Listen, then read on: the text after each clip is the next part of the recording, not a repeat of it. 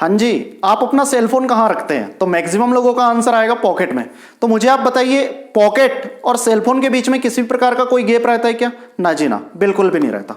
अच्छा आप बताइए, आप अपना पैसा कहाँ रखते हैं? तो मैक्सिमम लोग बोलेंगे पर्स में रखते हैं, राइट? तो पर्स और पैसे के बीच में किसी भी प्रकार का गैप रहता है? ना, बिल्कुल भी नहीं रहता। तो इससे मुझे एक चीज समझ आती है कि जब दो ऑब्जेक्ट आपस में मिलते हैं तो ये इनसाइड वाली पोजीशन को रिलेट करते हैं, मतलब दो ऑब्जेक्ट के बीच में किसी भी प्रकार का कोई भी गैप नहीं रहता है, राइट?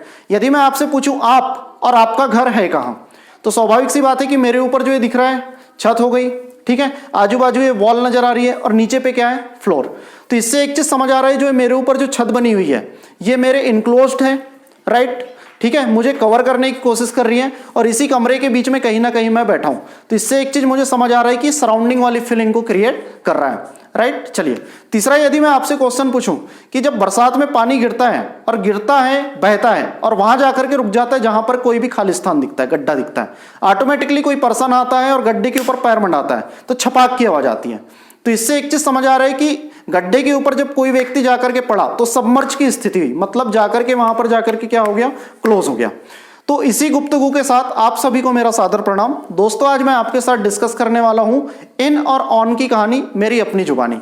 आखिर ये बेस्ट एग्जाम्पल के माध्यम से हम किस प्रकार से एग्जाम में क्वेश्चन को आसानी से सॉल्व आउट कर सकते हैं, राइट? समझने की कोशिश कीजिएगा, क्योंकि जब अपन किसी भी प्रीपोजिशन को सॉल्व करते हैं तो सबसे जो बेस्ट तरीका होता है हिंदी में ना याद करके उसकी परसेप्शन बनाया जाए। परसेप्शन का मतलब होता है कि किसी भी क्वेश्चन की यदि अपन ने ऑब्जेक्ट की यदि मेंटल इमेज बना ली है तो अपने 101% चांसेस रहते हैं कभी अपना क्वेश्चन का आंसर गलत नहीं हो सकता। आइए समझने की कोशिश करते हैं। तो दोस्तों मैंने आपके सामने अभी जो स्टोरी बताया, तो ये जो तीन प्रकार के जो मेरे आंसर निकले, सबसे पहला जो आंसर निकला मेरा, इनसाइड वाली फीलिंग आई। इनसाइड का मतलब क्या होता है कि जब कोई वस्तु के बीच में किसी भी प्रकार का कोई गैप ना हो। उसी प्रकार से यदि मैं इनके दूसरे अर्थ की बात करूं तो मुझे एक चीज समझ आई कि ये मुझे सराउंडिंग वाली फीलिंग बताता है, सराउंड, ठीक है, या इसको मैं बोल सकता हूं इनक्लोज्ड, मतलब इसमें गैप है और ऑटोमेटिकली अपन को ऊपर से कवर करके रखा है। और जब मैंने इनकी तीसरी मीनिंग आपको बताया, एक ऑब्जेक्ट के ऊपर दूसरी ऑब्जेक्ट जाकर के चिपक जाना, तो ये मुझे किसकी मीनिंग शो करता है? सबमर्ज वाली कंडीशन, राइट? तो यहाँ पे इनके तीन मीनिंग हो गए। First of all inside, inside का मतलब क्या हुआ? फिर से मैं बता रहा हूं कि किसी भी ऑब्जेक्ट के पास कोई भी किसी भी प्रकार का गैप नहीं होना। उसी प्रकार से दूसरा सराउंडिंग, इनक्लोज, मतलब गैप तो है लेकिन आजू बाजू से हमको कवर करके रखा है, राइट?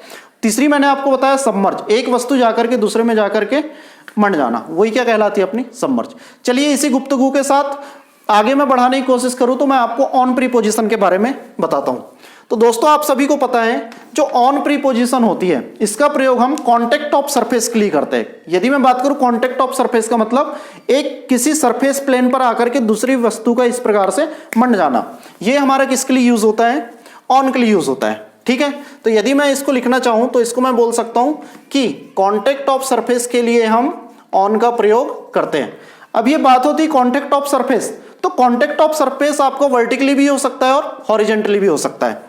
इस प्रकार की जो कंडीशन होती है हमारी हॉरिजेंटल कहलाती है। सपोज यहां पे आपकी कोई नीली मणि खड़ी है, ये रोड के ऊपर है, तो मैं बोल सकता हूं इसको कि नीलमणि इज ऑन द रोड, और ये जो पोजीशन कहलाती है आपकी, ये वर्टिकली पोजीशन कहलाती है। सपोज यहां पे आपकी कोई छिपकली है प्यारी सी, तो मैं इसको बोल सकता हूं the lizard is on the wall, right? तो ऑन की हमारी कंडीशन होती है कि कॉन्टेक्ट ऑफ सरफेस बताने के लिए वर्टिकली और हॉरिजेंटली हम इसका यूज करते हैं। चलिए इन्हीं चंद बातों के साथ मैं आपको ये क्वेश्चन जो आपके सामने पेश है उसको सॉल्व करने की कोशिश करते हैं। चलिए यहां पे पहला क्वेश्चन लिखा है मैन ब्लैंक स्टूल।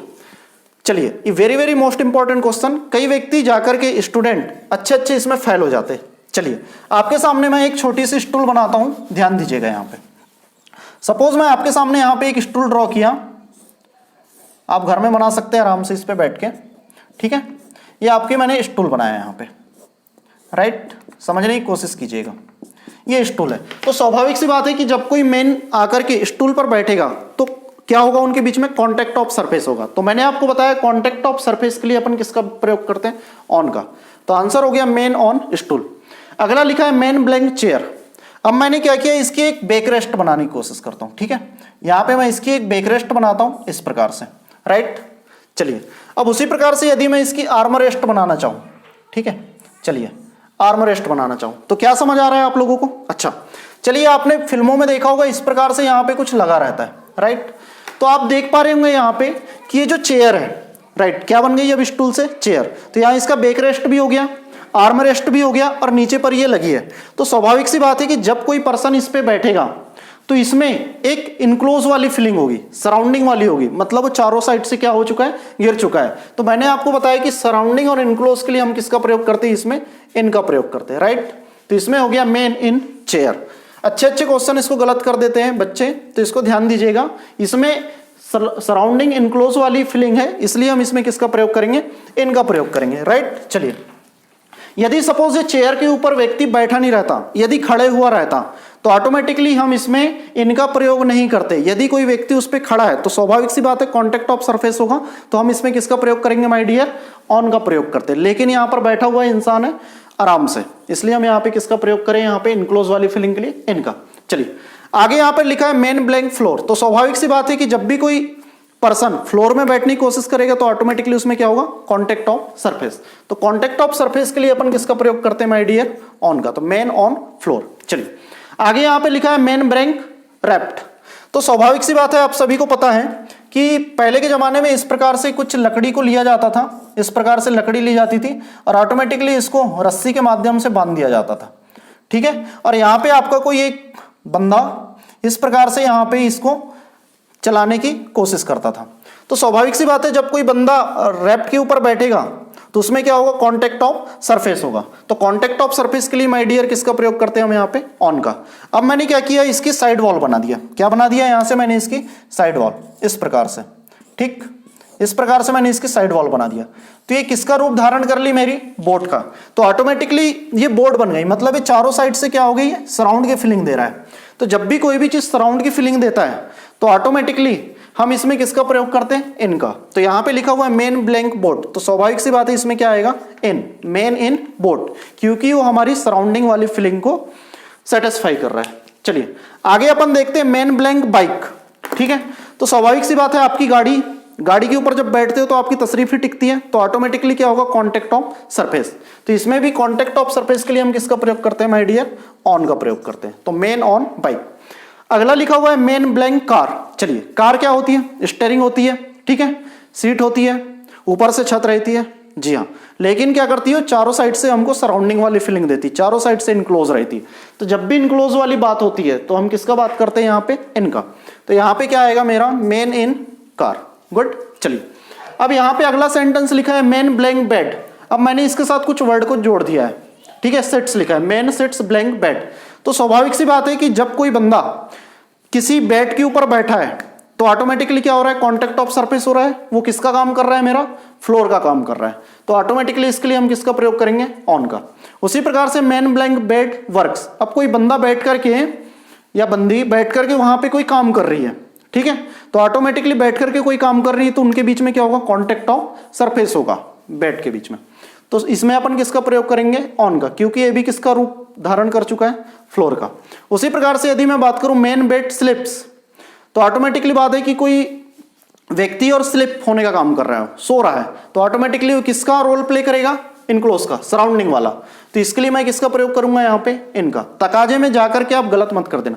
देखिए दोस्तों, मैं आपको बता रहा हूं कि हिंदी के माध्यम से प्रीपोजिशन को बिल्कुल भी मत पढ़ना, नहीं तो आपको बहुत अच्छी तरह से डैमेज कर सकता है एग्जाम में, क्योंकि एक परसेप्शन बहुत ज्यादा इंपॉर्टेंट रोल प्ले करता है किसी भी प्रीपोजिशन के क्वेश्चन को सॉर्ट आउट करने के लिए, राइट। चलिए उसी प्रकार से यहाँ पे लिखा है मेन ब्लैंक ट्री। चलिए आपके सामने मैं एक पेड़ बनाने की कोशिश करता हूं। सपोज मैंने आपके सामने एक ये पेड़ बनाया, ठीक है।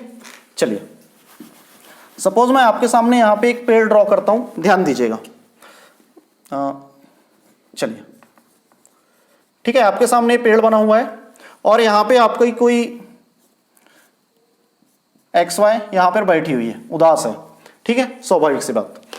तो कल अपन ने एक रिलेशन बताए थे कि एक मैंने आपको रिलेशन बताया था ओवर और अंडर का। ओवर का मतलब क्या होता है, जब भी कोई चीज वर्टिकली अपोजिट हो और उसके जस्ट नीचे हो तो किसका प्रयोग करते थे अपन, अंडर का। तो स्वाभाविक सी बात है ये आपका पेड़ है, ठीक है, और कोई इस प्रकार से यहां पर बैठा है, तो स्वाभाविक सी बात है छांव लेने की कोशिश कर रहा होगा। तो यहां पे मैंने आपको कल रिलेशन बताया था किसका, अंडर का। तो क्या हो जाएगा, मेन अंडर ट्री, राइट। अब यदि अपन आगे की समझने की कोशिश करते हैं, तो ये जो व्यक्ति बैठा है यहाँ, कोई पर्सन बैठी है, लेडी बैठी है, वॉटेवर कुछ भी हो सकता है, तो इसकी अपनी क्या होगी, एक यहाँ पे शैडो बनने की कोशिश करेगी। क्या बनेगी यहाँ पे, इसकी छांव। और यदि आप देखने की कोशिश करें तो पेड़ की भी अपनी क्या होती है, शैडो होती है, छाया। यदि मैं पेड़ की बात करूं तो इस प्रकार से भी इसकी क्या बनेगी, यहाँ पे शैडो बनेगी, परछाई। तो ऑटोमेटिकली आप देख पा रहे होंगे कि यहाँ पे वुमेन की परछाई और आपके पेड़ की परछाई ऑटोमेटिकली एक दूसरे को इनक्लोज करने का काम कर रहे, सबमर्ज करने का काम कर रहे हैं। मतलब एक की परछाई में दूसरे आकर के क्या हो गई, सेट हो गई। तो इस कंडीशन में किसका रोल प्ले कर रहा है, सबमर्ज का। तो ऑटोमेटिकली आप देख पा रहे होंगे यहाँ पे कि जो ट्री है वो सेट दे रही है, और सेट किसको रिलेट कर पा रहा है, मेन को। तो ऑटोमेटिकली एक सेट के ऊपर दूसरी सेट आ जाती है, तो किसका रोल प्ले करती है, सबमर्ज का। तो यहाँ पे हम किसका रोल प्ले करेंगे, लिखेंगे इनका। Very very most important question UPSC level का। उसी प्रकार से यहाँ पे लिखा है बर्ड ब्लैंक ट्री। चलिए इसको भी पेड़ के माध्यम से हम समझने की कोशिश करते हैं।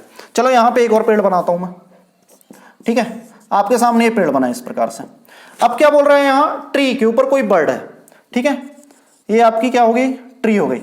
तो मुझे ये बताइए कि ट्री के ऊपर कोई सरफेस होता है क्या, ना जी ना, क्योंकि इसके ऊपर किसी भी प्रकार का कोई भी सरफेस नहीं होता, राइट। तो यहाँ पे बर्ड ब्लैंक ट्री लिखा हुआ है, तो ऑटोमेटिकली है कि यहाँ पे कॉन्टेक्ट ऑफ सरफेस तो होगा नहीं, यहाँ पे कोई बर्ड तो बैठेगी नहीं, ठीक है, क्योंकि इसमें कॉन्टेक्ट ऑफ सरफेस नहीं होता, मतलब ऑन का रोल तो प्ले हो ही नहीं सकता इसमें, ठीक है, क्योंकि सरफेस नहीं है उसमें। तो स्वाभाविक सी बात है यहीं पर कहीं बैठी होगी। तो इसके लिए हम किसका प्रयोग करेंगे, यहाँ पे ऑन। किसका प्रयोग करेंगे माय डियर, यहाँ पे इनका प्रयोग करेंगे। किसका प्रयोग करेंगे, इनका, कहीं अंदर बैठी हुई है। उसी प्रकार से यहाँ पे लिखा है bird blank branches of the tree. तो स्वाभाविक सी बात है यहाँ पे किसका बात कर रहा है, ब्रांच की, ब्रांच, शाखा। तो स्वाभाविक सी बात है कि जब कोई शाखा पेड़ की निकलती है ऑटोमेटिकली इस टाइप से, यहाँ पे कोई आपकी गौरैया बैठी हुई है, स्पैरो, तो स्वाभाविक सी बात है उसके कॉन्टेक्ट ऑफ सरफेस में होगी। तो हम यहाँ पे किसका प्रयोग करेंगे, ऑन का प्रयोग करेंगे। Very very most important question. चलिए उसी प्रकार से लास्ट क्वेश्चन लिखा है आपके सामने, the earth is unique planet blank our solar system. स्वाभाविक सी बात है कि जो अपनी अर्थ है वो सोलर सिस्टम से क्या हुई है, घिरी हुई है। तो मुझे ये बताइए कि जब वो घिरी हुई है उसके बीच में किसी भी प्रकार का गैप है और वो क्लोज वाली सिचुएशन क्रिएट कर रहा है माय डियर। तो जब भी इनक्लोज वाली सिचुएशन हो, सराउंडिंग वाली, तो हम यहाँ पे किसका प्रयोग करते हैं, इनका प्रयोग करते हैं। तो आंसर हो गया the earth is the unique planet in our solar system, right. चलिए दोस्तों, आपने यहां तक के समझने की कोशिश किया कि इन और ऑन प्रीपोजिशन का प्रयोग किस प्रकार से किया जाता है। आई होप आपको ये लेक्चर समझ आया होगा। तो अपने मित्र मंडलों के साथ शेयर करें, अपने भाई बहनों को भी इस प्रकार से पढ़ाने की कोशिश करें ताकि वो अपने एग्जाम में अच्छा कर सके। चलिए ठीक है, वक्त हो चला है आपसे विदा लेने का। मिलते नेक्स्ट वीडियो के साथ, तब तक के लिए आप सभी को मेरा प्यार भरा राधे राधे।